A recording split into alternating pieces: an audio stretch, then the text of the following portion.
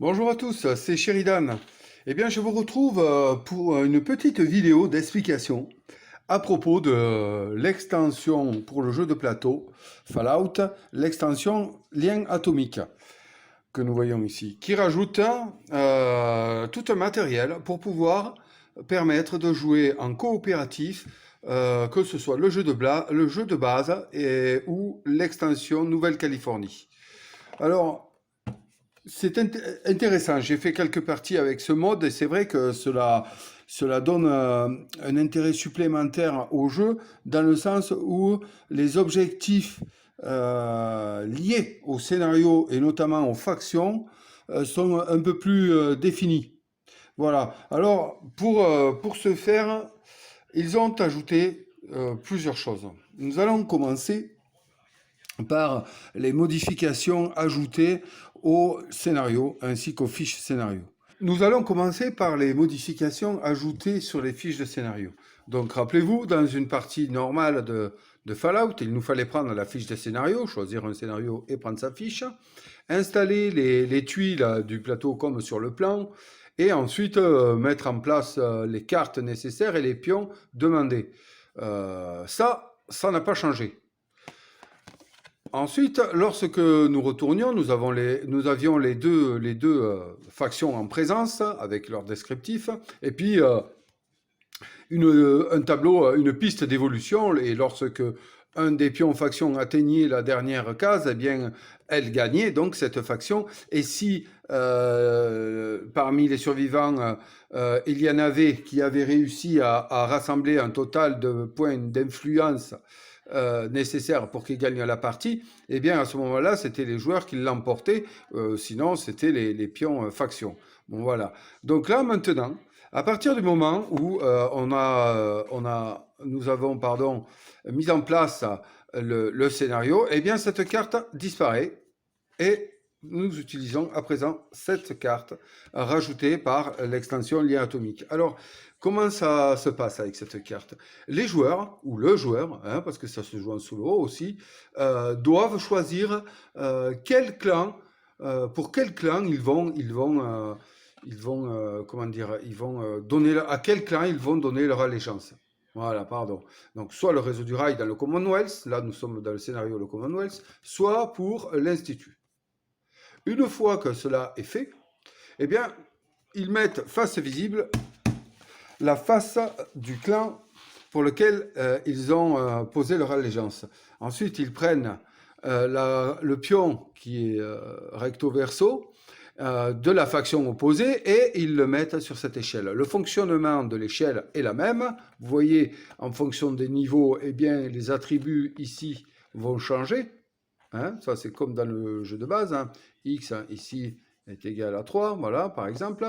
Et de la même manière, si le pion de la faction ennemie atteint la dernière case, et bien là, par contre, la partie est perdue. Hein, c'est la faction ennemie qui gagne. Il n'y a pas d'histoire de points d'influence, tout ceci a disparu, plus d'influence. Donc, alors après, nous regardons la fiche en détail. Nous avons les conditions de victoire pour l'Institut et donc pour les joueurs, hein, puisqu'ils sont loyaux à l'Institut. Donc, il faut remplir deux conditions. Atteindre un but par survivant et accomplir la quête 24 déraillements. Une fois que ces conditions de victoire sont réunies et si le marqueur ennemi n'a pas atteint la dernière case de la piste, eh bien, les joueurs gagnent la partie. Alors, comment est-ce que ça se passe pour l'activation des factions, surtout de la faction ennemie? Alors, à partir de maintenant, tous les survivants sont loyaux envers l'Institut et ne peuvent pas résoudre des options de quête qui feraient progresser le réseau du rail. Vous savez, sur une carte quête, il y a plusieurs options hein, où l'on peut favoriser l'un ou l'autre des camps. Eh bien, à présent, il est interdit, voilà, on peut le dire, de réaliser, puisque nous avons choisi l'Institut, de réaliser des actions de quête qui favoriseraient le réseau du rail. Il n'a pas besoin de nous pour avancer. Voilà. Pour notre faction ici, puisque nous avons choisi l'institut qui a l'icône bouclier. À chaque fois qu'un résultat de quête nous donnera bien bouclier plus ou bouclier plus plus, eh bien pour chaque plus qu'il y aura après l'icône bouclier, nous pourrons choisir de prendre un XP de groupe, un pion camp ou une capsule de groupe. Alors, de groupe, ça veut dire que tout le monde gagne. C'est un choix à faire collectivement. Hein. C'est ou gagner un XP, soit ou alors gagner un pion camp ou une capsule. Voilà. Ensuite, pour l'activation de l'ennemi, qui sera maintenant géré par ces nouvelles cartes, donc vous avez compris, les cartes intrigues disparaissent. Il n'y a plus de cartes intrigues en jeu avec ce mode-là. Elles sont remplacées par ces cartes pour leur effet d'avancer les ennemis. D'accord ? Pour leur effet, vous savez, de point d'influence, avec le pouce, là, il y a d'autres cartes qui sont ici maintenant. Nous les verrons tout à l'heure. Donc là, en ce qui concerne l'avancement des ennemis, eh bien, nous tirerons des cartes, là, ainsi. Lorsque le pion faction adverse apparaîtra, nous allons nous reporter à la fiche des scénarios pour voir ce qu'il se passe. Donc admettons, nous venons de tirer cette carte. Eh bien, la première chose à faire, c'est de faire progresser sur l'échelle le pion faction ennemi. Ensuite, si sur la map, il y a des pions faction ennemis positionnés, eh bien, les faire se déplacer en suivant les règles du jeu de base. Hein. Elles se déplaceront vers l'ennemi le plus proche, le survivant le plus proche. Voilà. Une fois ces deux choses faites, il faudra nous reporter au tableau d'activation suivant. S'il y a entre 0 et 2 pions faction ennemis sur la map, eh bien, nous placerons un membre de plus du réseau du rail sur la map, sur la tuile inexplorée la plus proche de la croisée des chemins. Si aucune tuile n'est inexplorée, placez-le sur le réseau du rail. Voilà. Ensuite, s'il y a 3 ou plus pions de la faction ennemie réseau du rail sur la map, eh bien, nous ferons progresser une fois de plus le pion faction sur l'échelle. Voilà comment se résume l'activation de l'ennemi. Si jamais, sur les cartes activation, nous tombons sur l'icône de notre faction, eh bien, rien ne se passe. Intéressons-nous à présent aux cartes but. Nous avons vu tout à l'heure que pour remplir les conditions de victoire, un des objectifs, c'est d'atteindre un but par survivant, en ce qui concerne le Commonwealth, bien entendu. Eh bien, voilà, pour cela, il va nous falloir remplir ces cartes but ici. Donc, elles sont multiples et variées. Hein. Elles peuvent être remplies en coopération, bien entendu, ou un seul joueur peut décider de s'occuper d'un but. Ça, c'est chacun fait comme il l'entend. Donc, comment est-ce que ça se passe? Lors de l'installation du jeu en début de partie, eh bien, nous posons le tas et nous découvrons les 4 premières cartes du paquet. Ces 4 premières cartes ne bougeront pas et constituent les buts actifs pour toute la partie. Donc, examinons-les un peu en détail. Ici, par exemple, tuer 3 ennemis de niveau 3. Bon, très bien. C'est ce que je vous disais. Ah, mais tiens, 2 fois. C'est ce que je vous disais. Ici, ce n'est pas forcément le même joueur qui doit tuer 3 ennemis de niveau 3 pour accomplir ce but. D'accord? C'est, voilà, 3 ennemis de niveau 3 à tuer. Une fois qu'un but qui était posé face ouverte est accompli, eh bien, il est retourné. Voilà. Et là, ça y est, le but est accompli. Donc, par exemple, si nous jouons en solo, atteignez un but par survivant, eh bien, voilà, hein, on peut dire que c'est validé. Vous vous doutez bien que si nous jouons à 2 ou 3, eh bien, si nous jouons à 2, il faudra valider 2 buts pour remplir la première partie de l'objectif des conditions de victoire. Un petit détail quand même, par exemple concernant ces 2 cartes, vous voyez qu'elles sont similaires. Eh bien, ce n'est pas parce que on remplit une fois ce but que celle-ci est automatiquement remplie. Non, non, non. Ça veut dire qu'il va falloir à nouveau tuer 3 ennemis de niveau 3 pour pouvoir valider ce but. Voilà. Un détail qui a son importance. Admettons que je joue en solo. Voilà. J'ai déjà rempli ce premier but. Ici, très bien, j'ai rempli les conditions. il est tout à fait possible de continuer à remplir des buts. Hein. Si dans la partie, voilà, nous avons l'opportunité, admettons, je tue 3 ennemis, à nouveau 3 ennemis de niveau 3. Bam, je valide donc ce but. Eh bien, ce que cela va avoir pour conséquence, c'est, et ça c'est très intéressant, de faire reculer le pion faction ennemi de 2 cases. Ça c'est très très important, c'est un twist super important à ne pas oublier. Parce qu'on aurait tendance à se dire, bon, mais voilà, j'ai validé ce but, les buts, ils ne me servent plus à rien. Non, non, ils ont pensé à ça. Et ça, je trouve que c'est très très bien. À présent, intéressons-nous au pion camp, puisque nous avons vu qu'ici, nous pouvions en gagner. Donc, on va en parler. Voilà, le pion camp, c'est ceci. Voilà.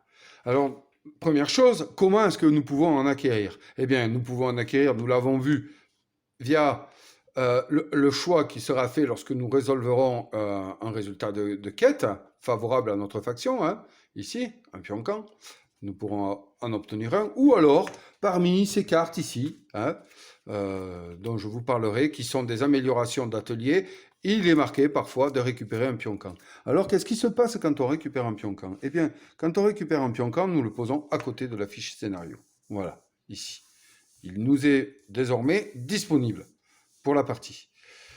Comment déposer un pion camp sur la map? Eh bien, voilà. Alors, admettons,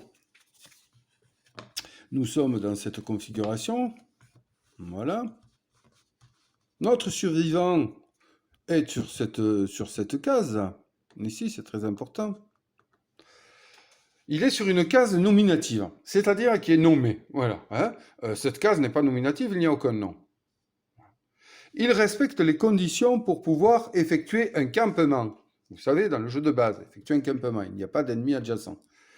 Eh bien, il effectue une action de campement, il se redonne ses points de vie, il gagne le pion bien reposé, il échange des cartes s'il est adjacent avec un autre survivant, et là, il peut décider de poser un pion camp. C'est-à-dire prendre un pion camp disponible près de la fiche de scénario. S'il n'y en a pas, il ne peut pas. Hein. Bon, là, il y en a un. Super, il le prend, il le pose ici. Ce qui veut dire qu'à présent, ce pion-camp pourra être disponible pour effectuer un voyage rapide. Alors, qu'est-ce qu'un voyage rapide? Un voyage rapide, eh bien, admettons que notre survivant soit ici. Donc, il n'y a pas d'ennemi dans sa case et il n'y a pas d'ennemi adjacent à sa case. Pour une action, il peut décider d'effectuer un voyage rapide et se déplacer sur une case qui contient un pion-camp. En l'occurrence, ici, au wagon couvert. Bim, voilà, une action, j'ai voyagé. Ça, c'est un bon rajout qui colle quand même pas mal au jeu, puisque les voyages rapides, il faut avouer que dans le jeu vidéo, enfin, je sais pas vous, pour ceux qui ont joué, mais moi, j'en abuse. Hein. Parce que bon, passer des heures à traverser la map, c'est bien joli au début, mais au bout d'un moment, c'est fatigant. Et bien là, voilà, c'est fort utile, surtout en multijoueur, bon, même en solo, hein, j'avoue, je m'en sers, mais en multijoueur, vu que l'exploration s'étend à droite, à gauche, ça peut être vraiment bien pour se rapprocher. Passons à présent aux cartes d'amélioration d'atelier. Alors, je vous ai parlé tout à l'heure que les cartes intrigues avaient disparu. Elles étaient remplacées pour leur première fonction du déplacement des ennemis par les cartes activation, ici, et pour leur deuxième fonction qui était de nous faire gagner de l'influence, lorsque vous savez, sur les cartes quêtes, nous rencontrions ce symbole, eh bien nous gagnions une carte intrigue et nous avions un texte à lire qui nous faisait gagner des points d'influence. Eh bien, à partir de maintenant, lorsque nous jouons avec l'extension liée atomique, eh bien, ce signe-là va nous faire gagner une carte amélioration d'atelier.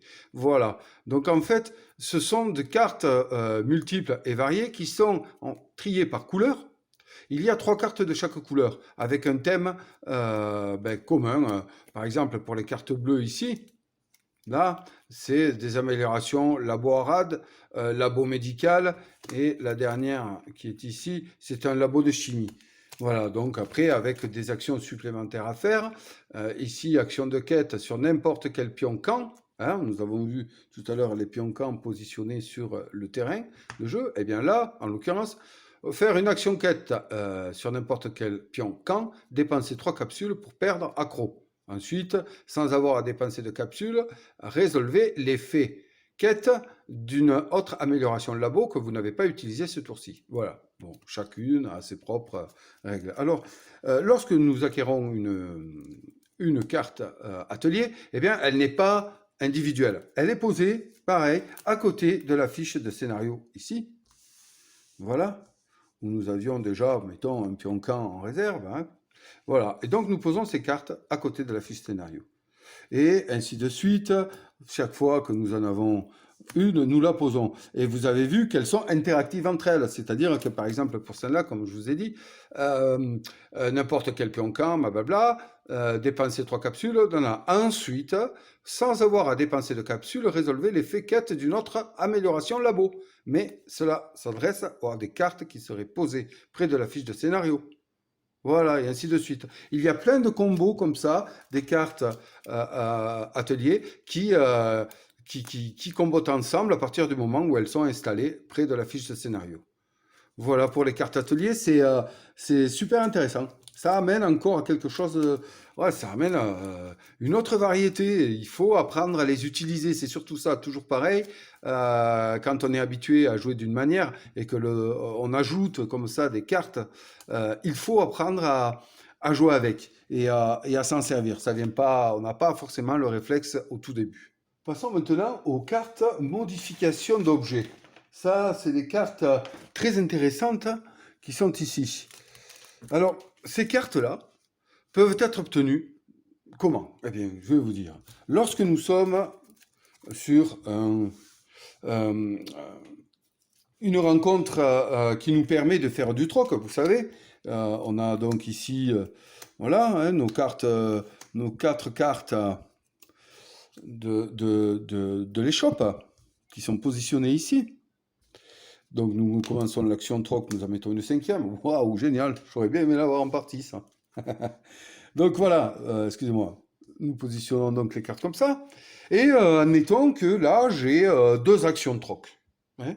Alors, je peux, comme vous le savez dans les règles, acheter une fois, vendre une fois, acheter 2 fois, vendre 2 fois. Mais maintenant, avec ces cartes amélioration ici, je peux aussi décider d'utiliser une de mes actions troc pour aller piocher autant de cartes que j'utilise d'actions troc. Vous voyez? Si, mettons, je n'ai pas de capsule, je suis équipé comme il me convient, je dis, ben non, j'ai envie d'améliorer mon équipement, et bien à ce moment-là, je vais piocher 2 cartes amélioration. Très bien, je pioche 2 cartes amélioration. Voilà. Alors une carte amélioration, comment est-ce qu'elle se constitue? Nous avons ici une icône qui correspond aux icônes d'équipement sur notre plateau de joueur, la veste en l'occurrence ici. Nous avons aussi des équipements main qui constituent nos armes. Eh bien, si j'ai un équipement vêtement positionné sur mon plateau de joueur, je peux décider de lui attacher sans que cela ne prenne une place de plus, hein, c'est juste un attachement pour améliorer mon armure métallique. Et ça, c'est fameux. Par exemple ici, anti-mutant, si vous subissez des dégâts en combat contre un ennemi super mutant, subissez un dégât de moins. Voilà. Donc à présent, cette armure est une armure métallique anti-mutant. Super. Ici, par exemple, si j'ai décidé de garder celle-ci, eh bien, c'est une armure métallique d'assistance. Si vous subissez des dégâts en combat contre un ennemi robot, subissez un dégât de moins. Mais c'est super fort. Et il y a énormément d'améliorations. Donc là, j'ai décidé de piocher 2 cartes. Je regarde, je ne peux en garder qu'une. J'en choisis une et je défausse l'autre, près du paquet. Voilà. Il existe, vous vous en doutez, des améliorations pour les armes aussi. Donc là, mettons, j'ai un couteau, oh, c'est fameux, vous allez voir ça, j'ai un couteau de combat, eh bien il devient un couteau de combat explosif. Pendant un combat, si ce n'est pas votre tour, gagnez 2 relances. J'ai réussi à lui mettre de la poudre de TNT dessus. Vous croyez que c'est possible? Du plastique au bout, voilà. Et ainsi de suite, vous voyez, donc il y a quantité d'équipements que l'on peut attacher à nos armes ou à nos vêtements. C'est super. Là, moi, ça, je trouve que c'est une amélioration super. J'ai fait une partie où j'étais vraiment intombable, quoi, au niveau de ça. J'avais une armure de 2 sur moi, et j'ai gagné en plus de ça, attendez, où est-ce qu'elle est cette carte? Je vais vous la trouver parce qu'elle elle est super forte. J'avais trouvé... Allez, Fury. Dueliste. Voilà, j'avais attaché cette arme-là à mon armure de 2. Pendant un combat, si un ou plusieurs dés correspondent à la partie du corps pleine d'un ennemi, réduisez le nombre de touches de cet ennemi de 1. C'est fou. Vous savez ce que ça veut dire, ça. Si par exemple ici, une partie du corps pleine, c'est ce qui est colorié. Hein, eh bien, ça voulait dire qu'en fait, dès que je faisais une touche, moi, sur le dé, ici son point faible, c'est... tiens, j'ai perdu mes dés, moi. Ils sont là. Ici, son point faible, c'est la tête, le corps, le torse et les jambes. Là, je fais ne serait-ce qu'un torse. Eh bien, avec cette amélioration, je réduis le nombre de touches de cet ennemi de 1. C'est super fort. Donc, au final, ça me faisait quasi une armure de 3. Intouchable. Intouchable. Donc, voilà, ça peut être très fort. Bon, il n'y en a qu'une. Hein. Il n'y en a qu'une dans le tas. Mais bon, voilà, si on tombe dessus, c'est super fort. Donc voilà pour les cartes amélioration. Donc en fait, les cartes amélioration, elles sont, une fois qu'elles ont été affiliées à une arme ou à un vêtement, eh bien, elles sont affiliées à cette arme et à ce vêtement. On peut très bien décider lors d'une autre pioche et que l'on en trouve une meilleure de défausser cette arme et d'y en mettre une nouvelle. Ça, c'est possible. Si jamais, pour quelque raison que ce soit, nous vendons ou nous perdons cette arme-là, eh bien, la carte amélioration est défaussée avec. Hein. On ne peut pas prendre une carte amélioration qui a été affiliée à une arme, vendre l'arme et en mettre une autre. Hein. Ou changer parce qu'on a deux armes, on en a une dans l'inventaire. Si on prend une arme dans l'inventaire pour la remplacer par celle-ci, l'amélioration est toujours affiliée à celle-là. Vous voyez? Voilà. Donc ça, c'est important. Hein. On ne fait pas ce qu'on veut, mais quand même, c'est super fort. Passons à présent aux cartes mutations. Ça, c'est pas mal aussi. Ça, c'est rigolo. Alors, en fait, en début de partie, eh bien, nous mélangeons hop, le paquet. Et il en est distribué une face cachée à chaque joueur. Et interdiction de la regarder. Ça, c'est fameux. Et leur emplacement, puisque les cartes intrigues ont disparu, est ici à présent. Voilà. Donc, elles sont positionnées comme ça, face cachée. Et ça, on ne sait pas ce que c'est.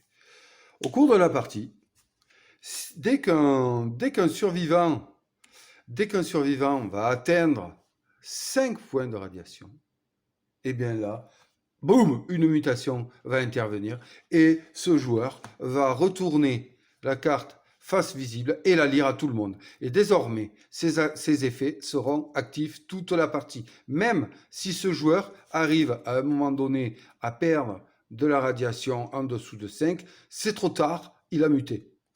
Ce qui est tout à fait normal, une mutation est une mutation. Une fois qu'on est muté, on est muté. Et oui, il n'y a pas de remède contre ça.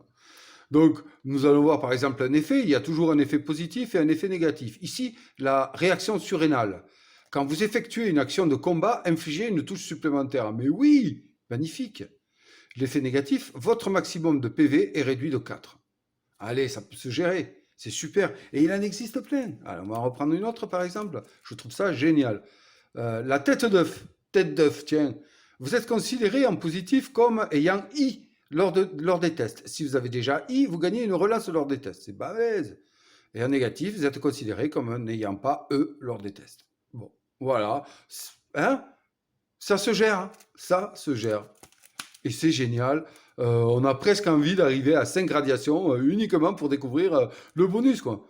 Vous pouvez avoir 2 cartes supplémentaires dans votre inventaire, marsupial.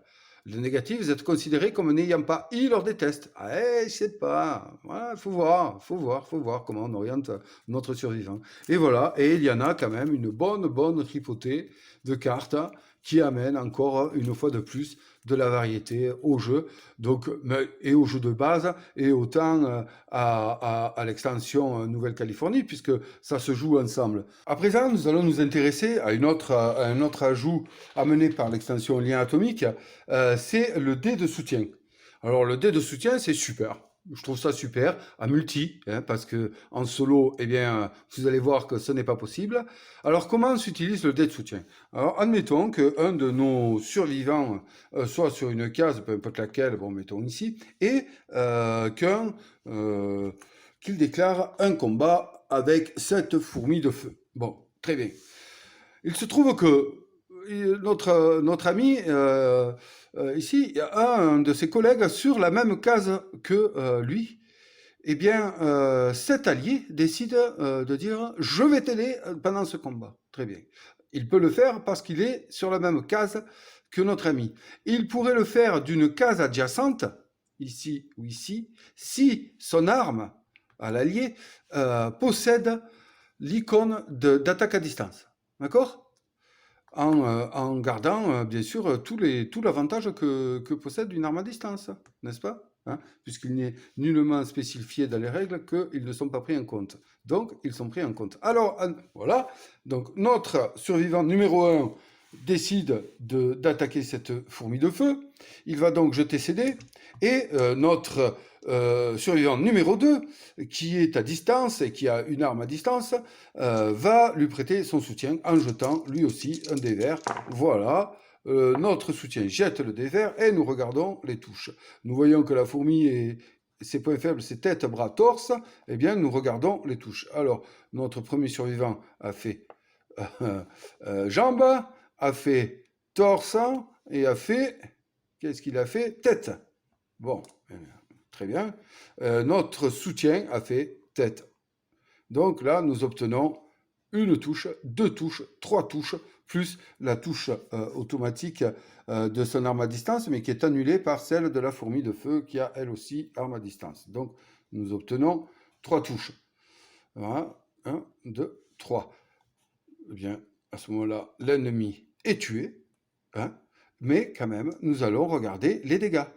Donc les dégâts pour le survivant numéro 1 qui a jeté les dés noirs sont toujours les mêmes. Hein.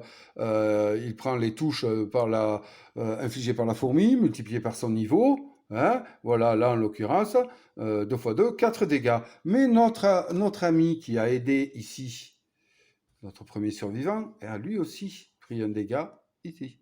C'est très important de ne pas l'oublier. Donc il prendra, lui, 2 points de dégâts. Voilà.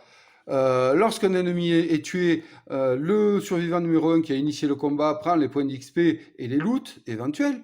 L'allié qui aura aidé prendra 1 point d'XP. Voilà. Et ça, je trouve, encore un twist qui peut être super intéressant, mais là, cette fois, uniquement en multi. À noter que pour cette action de soutien, il ne peut y avoir qu'un seul survivant qui vienne en soutien. Hein. On ne peut pas être à 15 sur une fourmi. Alors, qu'est-ce que je pense de cette extension? Ben, écoutez, je trouve que c'est une très bonne idée hein, d'avoir amené ça au jeu de base Fallout ainsi qu'à l'extension Nouvelle-Californie. C'est vraiment très très intéressant. Le premier point que j'aime bien, c'est l'activation.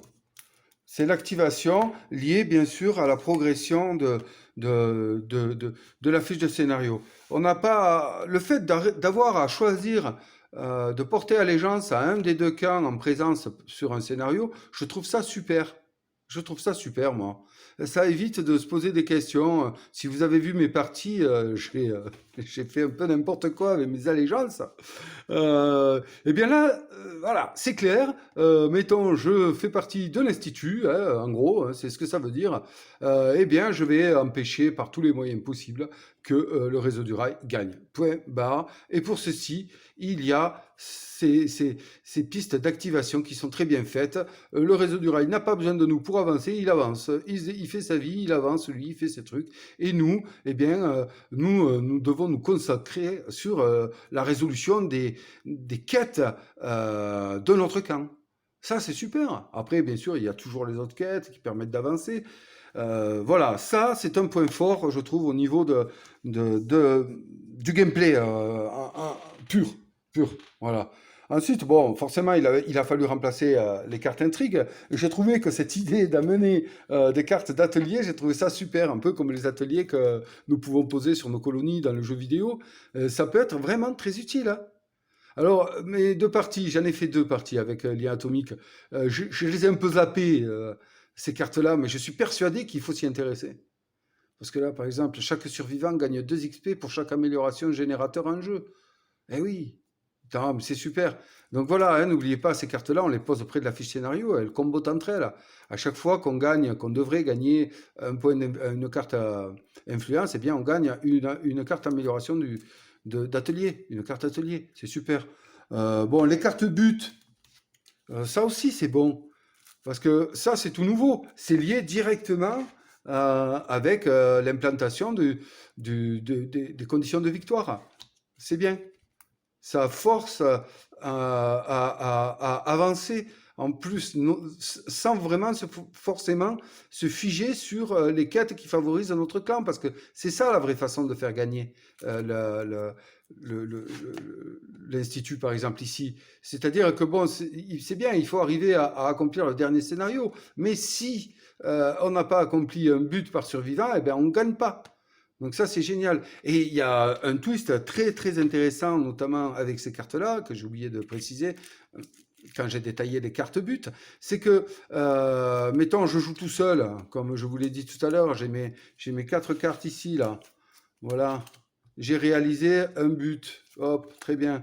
Admettons que dans la partie, j'en réalise un autre, parce que c'est tout à fait faisable. Et bien, à ce moment-là, directement, je fais remonter de 2 cases le pion ennemi. Ça, c'est top. Ça rajoute encore un intérêt au jeu. C'est ça, en fait, le but de cette extension, pour moi, il a. C'est rajouter encore plus de l'intérêt et de la diversité au gameplay. Donc là, pour moi, c'est réussi. Les cartes mutation, je trouve le truc super. À chaque fois, moi, j'ai fait exprès de prendre des radiations pour aller voir ce que j'avais. Ça, c'est fameux, hein. Normalement, on les fuit, les radiations, mais là, voilà. Donc, c'est un pouce au crime. C'est un pouce au crime, un peu, parce que bon, la radiation, c'est dangereux, ça peut vite, vite nous tuer. Et puis voilà, le top du top, c'est aussi les améliorations de nos armes et de nos armures. Ça, c'est la cerise sur le gâteau. Donc, moi, ce que j'ai envie de dire, c'est que pour les joueurs en solo, franchement, c'est top, hein. Et pour les joueurs en multi, ben, c'est top. Je vois pas de points. Ouais, non, j'ai pas envie de trouver de points. Je vois pas de points négatifs, moi, à ça. Euh, non, je la trouve bien. Je la trouve très bien. On rajoute à ça la possibilité de poser des pions camp pour faire des voyages rapides. Voilà, donc ma conclusion, c'est que c'est un ajout très bon, voire presque nécessaire, j'ai envie de dire, pour amener la variété au jeu de base, surtout. Voilà. Si vous ne possédez pas Nouvelle-Californie, ben écoutez, ça a au moins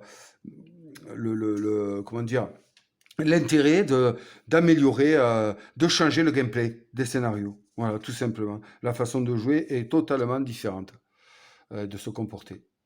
Voilà, donc je mets un gros plus sur cette extension. Voilà, vous faites bien ce que vous voulez. J'espère vous l'avoir assez bien décrite pour vous faire une bonne idée de ce qu'elle amène au gameplay. Sur ces belles paroles, chers amis, je vous souhaite de passer un excellent moment, de bonnes vacances d'été, hein, parce elles ont bien démarré, je pense, pour certains. Et bien écoutez, n'oubliez pas de jouer à vos jeux de société. Et surtout, surtout, encore une fois, continuez à rêver. C'est très important les rêves. Je vous dis à très bientôt. Merci d'avoir regardé cette vidéo et portez-vous bien. Au revoir.